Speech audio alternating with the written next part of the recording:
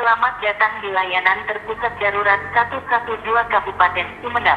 Segala bentuk penyalahgunaan akan ditindak sesuai hukum yang berlaku. Tekan 0 untuk melanjutkan. Nanti saya langsung saya hubungi ke puskesmas terdekat ya Pak ya. Itu berapa lama kira-kira? Ya tunggu laporan Pak ini Pak. Oke. Iya ya. Jadi Ambimpa ini kan aplikasi yang ada di semua puskesmas. Jadi tujuannya adalah pada saat orang menjadi pasiennya salah satu puskesmas di kecamatan A misalnya, Iya. maka pada saat dia sudah terdaftar di situ, maka secara otomatis akan terrecord medical recordnya.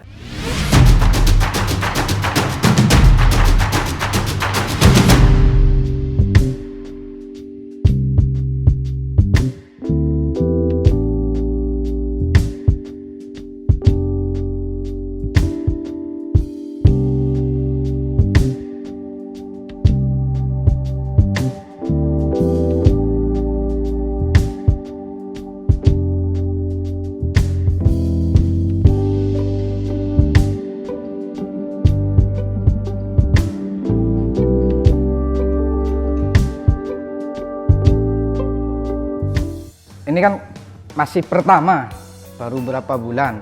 Tadi sudah disampaikan, Pak Camat masih belum pegang, rencananya juga Kepala Desa nanti akan pegang gitu. Ini sudah ada perencanaan di anggaran atau masih harus komunikasi politik nih dengan DPR? Ya, tentu ini kan penganggarannya tidak besar ya, Iya. alat komunikasi.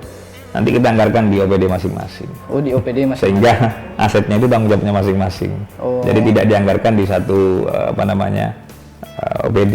Jadi di seluruh OPD sesuai dengan kebutuhan. Misalnya BPD kira-kira butuh berapa? Oh, satu koordinator, ya kan? Terus kepala dinas satu, berarti hanya butuh 2. Oh, jadi sebenarnya ringan ya? Ya ringan lah ini. Jadi artinya ini ringan yang menurut saya dalam prosesnya ini ya bisa membantu masyarakat sebenarnya. Tentunya dalam hal kegawat daruratan menurut saya. Ini ngomong-ngomong di Jawa Timur itu ada berapa nih sebenarnya yang Di Jawa Timur itu baru ada 9. baru ada 9. Ya, Kalau dan- Madura kayaknya ini pertama Ya, nih. ini pertama kali. Yang adanya di call center Sumeneb. 112. Ya, 112. Oke, saya pengen tahu nih ketika mendiskusikan call center 112 dari sisi Pak Kapolres, bagaimana nih ketika mendiskusikan itu? Ya pada intinya menyambut baik lah. Pak Kapolres ini menyambut baik. Ini layanan yang menurut Pak Kapolres cukup baik gitu kan, sehingga ada layanan yang memfasilitasi pada saat ada kejadian-kejadian kegawat daruratan. Kegawat.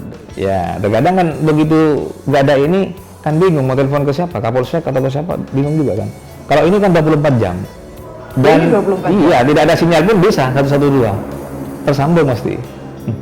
Bisa. Bisa, nggak ada sinyal pun. Kan ini apa? Telepon kegawat daruratan. Jadi 112 layanan.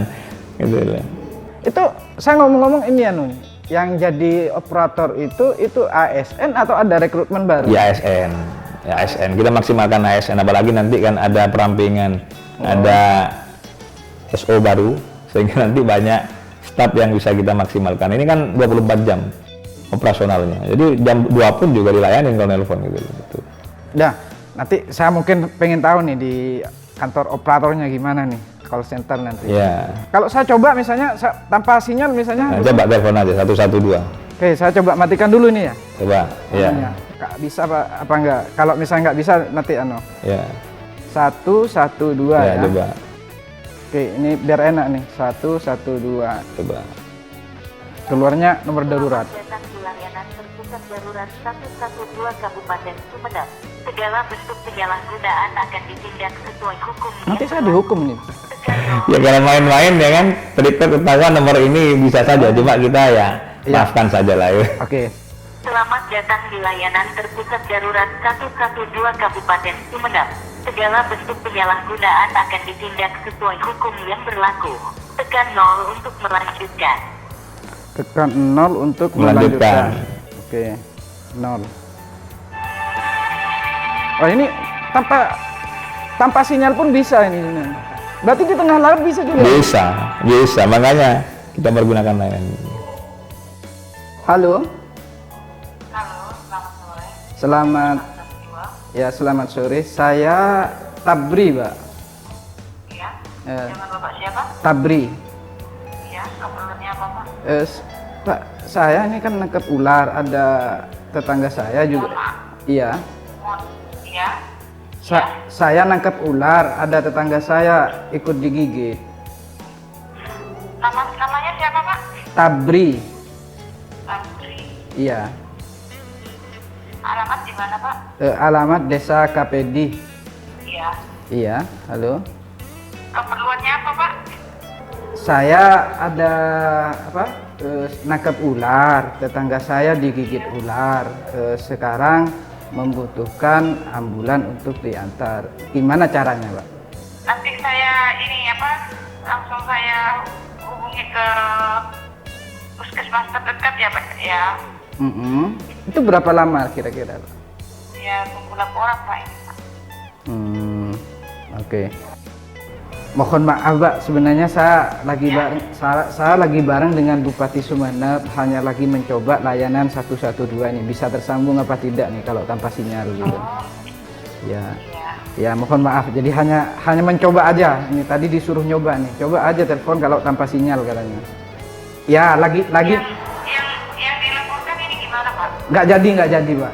Sehat kok. Ularnya sehat kok. Oh, Iya. Ya, makasih. Oke. Terima kasih. Saya tutup ya, Pak ya. Oh, jadi walaupun tanpa sinyal bisa. Bisa. Nah, nomor yang nelpon sebenarnya terrecord. Nanti ada yang nelpon minta detail alamatnya biasanya. Diterima dulu. Nanti baru ketahuan kalau pranknya itu. Nanti baru telepon ya kan. Ya, saya cukup hentikan situ karena tadi kalau ada anunya takut di masalah hukum gitu. Ya itu. Jadi karena nomor yang masuk itu sudah terrecord di sana. 0 sekian gitu.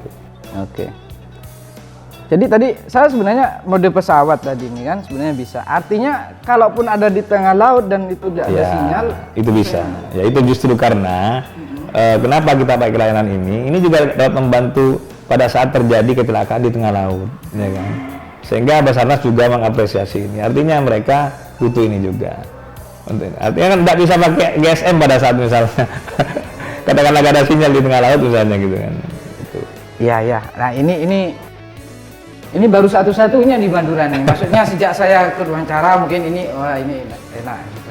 Oke, asik lah menjadi warga Sumeneb sehingga bisa mendapatkan layanan kalau ini yang berhubungan dengan kegawat darurat. Ya. Kalau misalnya pengaduan boleh juga. Pengaduan boleh juga. Jadi ini kan ada yang sifatnya pengaduan yang untuk sementara pakai call center 112. Sementara ya. Sementara artinya misalnya ini Pak ada dalam tanda kutip misalnya ada sampah misalnya berserakan di jalan ini gitu kan. Belum diangkut. Banyak sekali belum diangkut. Iya. Nah itu kan pada saat misalnya sudah jam 6 sore kan, mungkin itu kan tidak langsung harus datang gitu. Iya. Misalnya keluarnya jam 9 malam, kita punya truk untuk sampah ya, dikabarkan saja nanti jam 9 dia pasti jalan. Oh, jadi boleh nih pengaduan? Boleh. Kalau pengaduan misalnya Pak, saya ini mau bikin KTP kesulitan. Nah itu nanti ada pengaduan khusus yang ke depan nanti akan kita rancang. Karena nanti kan banyak orang yang terkadang tidak tahu cara-cara proses mengurus ini, ngurus itu. Nah, nanti kita akan bantu di situ. Apa Bapak mau ngurus apa? Ini langkahnya begini, Bapak ke sini. Gitu. Ini nanti di layanan lain. Layanan lain, 112. tidak 112. Karena ini kan 112 memang secara aturan untuk kegawat daruratan. Oke. Jadi yang dimaksud kegawat daruratan ini yang berhubungan dengan proses penanganan cepat. Ya, bukan pengaduan. Akibatnya kira-kira butuh kecepatan nggak? Oh, kebakaran ya. Berarti akibat kebakaran ini kan resiko berangkat harus cepat langsung. Kekurangan air gitu. Berapa jam lagi sampai kekurangan air? 2 jam lagi harus berangkat gitu. Longsor juga. Longsor langsung berangkat kan gitu. Listrik mati boleh? Listrik mati boleh. Tapi ini kan bukan berarti kegawat daruratan. Nanti kita sampaikan ke PLN bahwa ini ada listrik mati di sini kenapa gitu kan. Itu nanti gini Pak gini karena ada perbaikan. Nanti keluarkan ke mereka ada perbaikan dan sebagainya. Kalau PDAM nggak, maksudnya airnya hidup mati. Nah, itu bisa gawat daruratan misalnya. Kalau misalnya ada buka bocor. Boleh ya? Boleh. Itu gawat daruratan karena membanjiri rumah orang misalnya. Itu segera meluncur. Wah, ini pelanggan PDAM ini siap-siap nih nanti bagi yang bocor-bocor misalnya. Artinya tetap kita laksanakan lah. Karena Oke. apapun yang mengganggu masyarakat ya kita harus hadir di sana. Jadi ada copet boleh telepon. Boleh, Nah, boleh. Boleh ke Kejadian-kejadian. ada pencuri boleh telepon ke 112. Ya, karena memang 112 ini cikal bakal awal ya kan dalam rangka melayani masyarakat. Ke depan lebih kepada pengembangan command center gitu kan.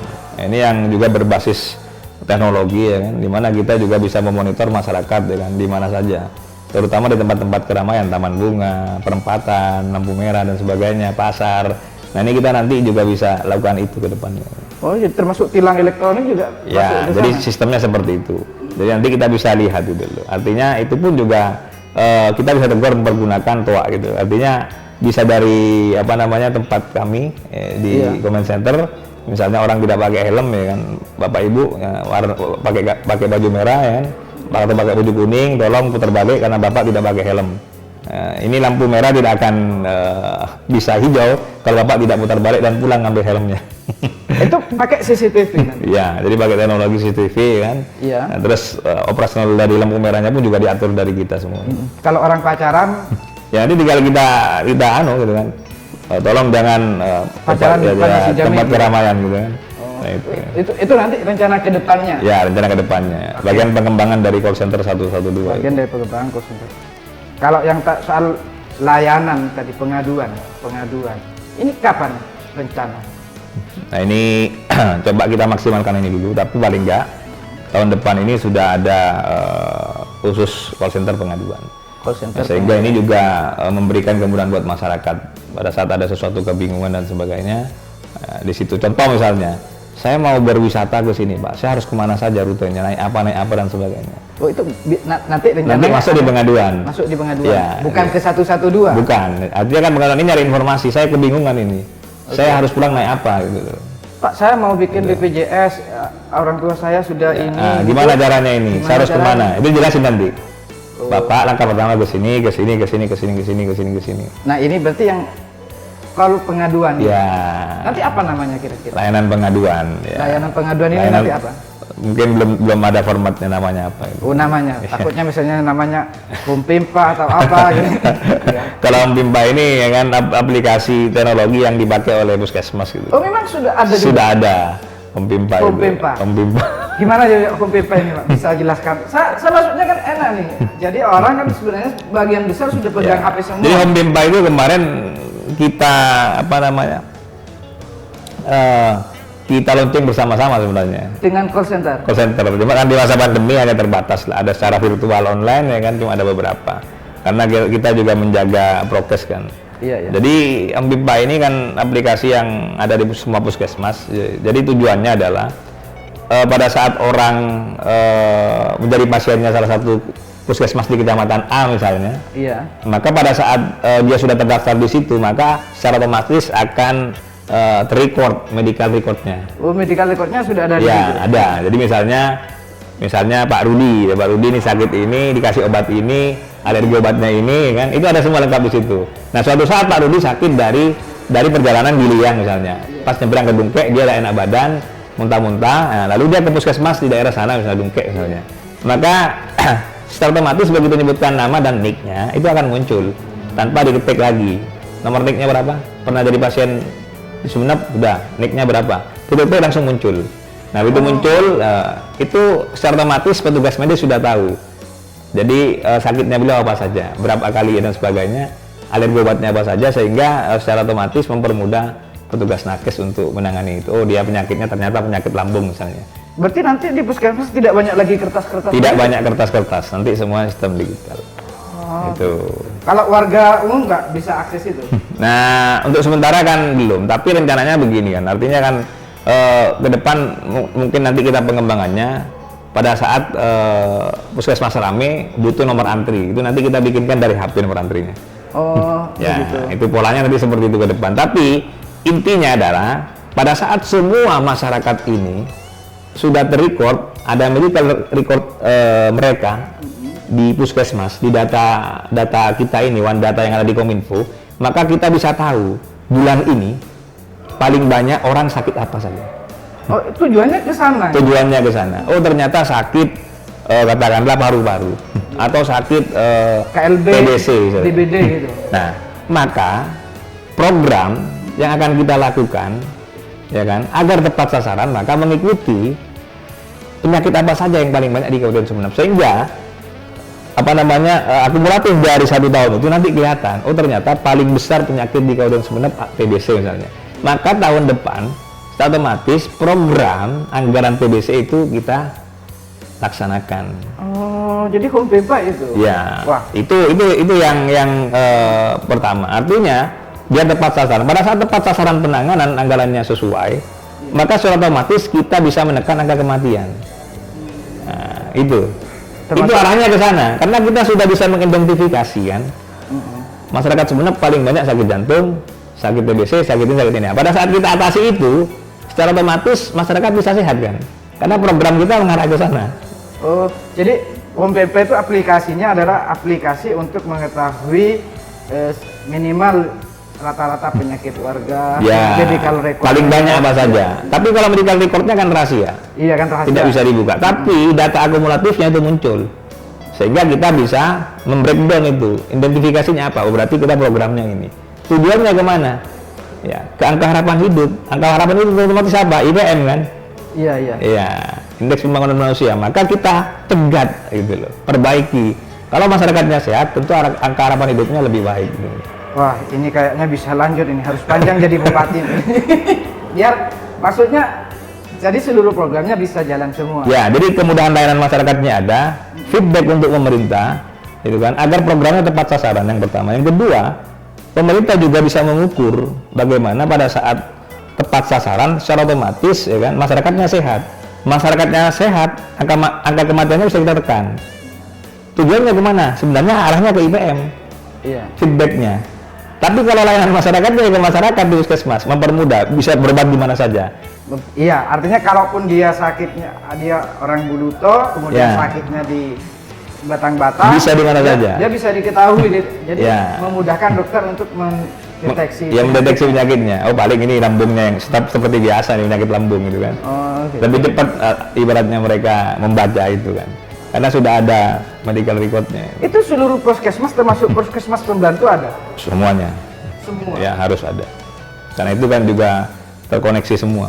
Sampai ke puskesmas pembantu? Sampai nanti akan ke RSUD. Begitu rujukan, RSUD langsung terima, sudah tahu. Berarti nggak lama nih prosesnya masuk rumah sakit? Sudah, IGD, kalau itu? sudah puskesmas sudah mulai. Mungkin dalam waktu dekat saya akan uji coba. Saya akan menjadi pasien dulu, ya kan. Nah, Iya. untuk dalam arti walaupun saya tidak sakit, jadi saya apa namanya konsultasi saja. Saya paling tidak nama saya masuk. Nah, nanti saya akan cek. Begitu nanti saya misalnya ada di mana, saya akan coba.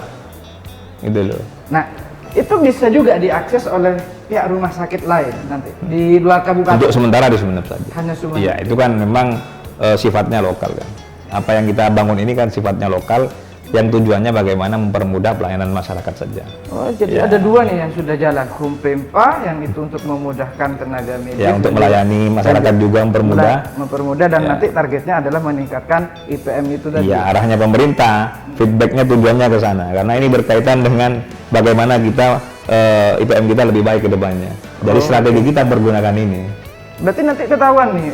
Oh, bulan Oktober sampai sekian biasanya DBD, kayak Ya, DBD. tawan. Jadi ini bulan sekian sampai sekian DBD, maka kita harus antisipasi. Oh. Adakan penyemprotan di bulan ini. Jadi tepat sasaran. DBD ini muncul dari bulan 8 sampai bulan 10 misalnya. Nah, di bulan itu mendekati bulan 8, kita lakukan penyemprotan besar-besaran. Itu loh. Warga yang sering kena diare bulan apa Ya, gitu. ya, untuk dibunuh itu. Detik-detik itu di ini karena secara otomatis mati gitu kan. Jadi antisipasi awalnya dilakukan sehingga ya otomatis kan DBD-nya berkurang, turun gitu kan. Itu kita tekan maksudnya gitu kan. Begitu tertekan secara otomatis kan ya logikanya resiko angka kematian berkurang. Maka secara otomatis berpengaruh kepada angka harapan hidup, indikator dari IPM tadi. Oke. Ya. Nah, ini ya, kita break dulu nih. Kita break dulu mungkin ke season 3 yang terakhir.